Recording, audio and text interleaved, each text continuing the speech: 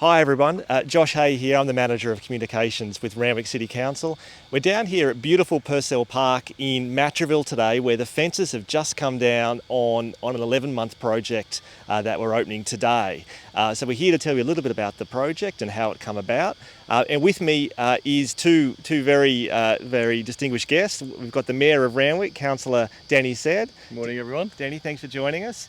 And we've also got Council's environmental engineer, Zaman Shamshuz, with us today. Now, Zaman's a bit of a legend around Council because he is our water recycling expert. So he's here to tell us a little bit about the project and what we've done.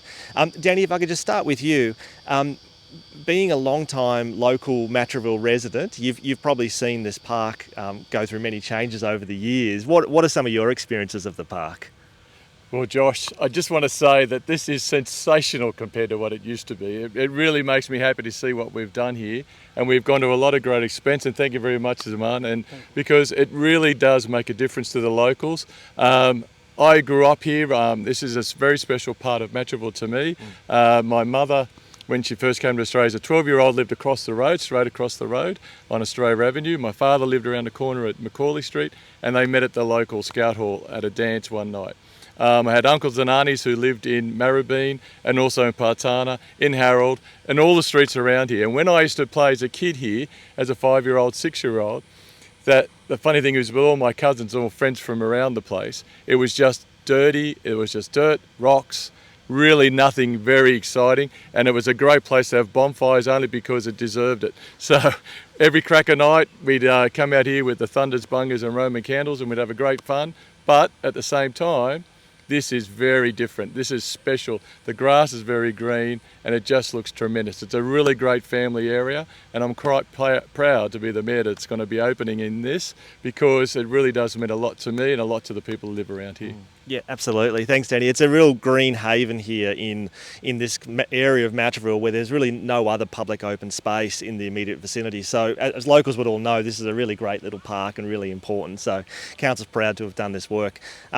Before we get on to some of the new features we've got here, I might just ask you, Zaman, I guess people looking at the park will see beautiful new grass and it all being reopened, but I guess probably the most important part of the project you can't actually see, can you? It's all hidden underground. Can you tell us a little bit about what we've actually done here? Yeah, thank you, Josh. This is our 15th stormwater harvesting system, and we need this recycled stormwater to basically irrigate this park, to make this grass green, because it is also remediation site. So make sure the grass cover is always there.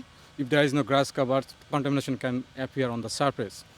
So we got water is coming from Opal Long Dam, and Opal Long Dam we got another pump which is pumping 4 liters per second water from the dam all the way to coming to this shed for filtration.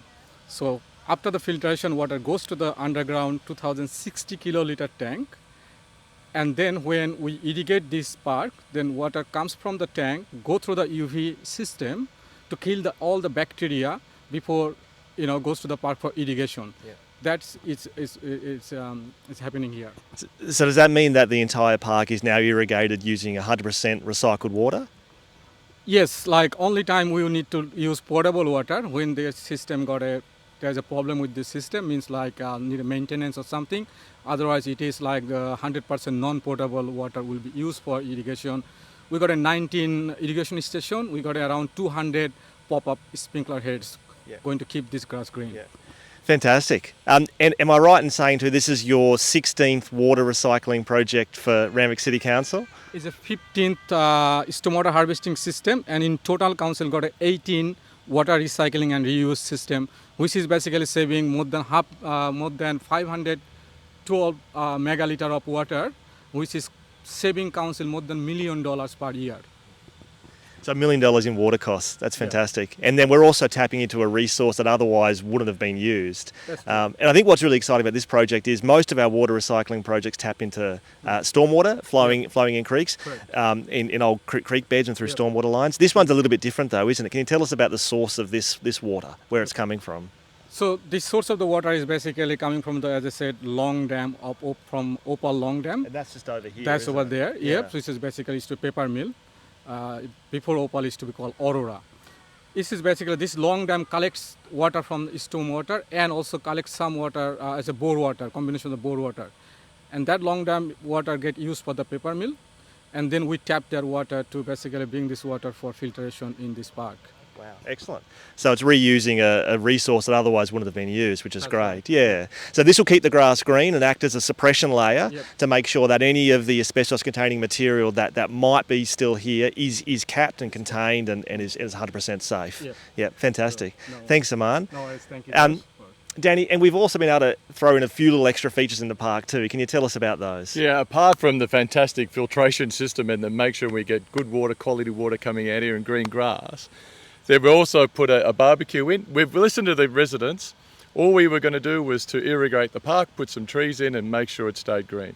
But we've listened to people and we had requests for a barbecue, which we've done. We've also had requests for somewhere so they can sit. So we've got a fantastic barbecue area over here. Everything looks $1,000. Not 1,000, I should be saying millions. Million dollars, yeah.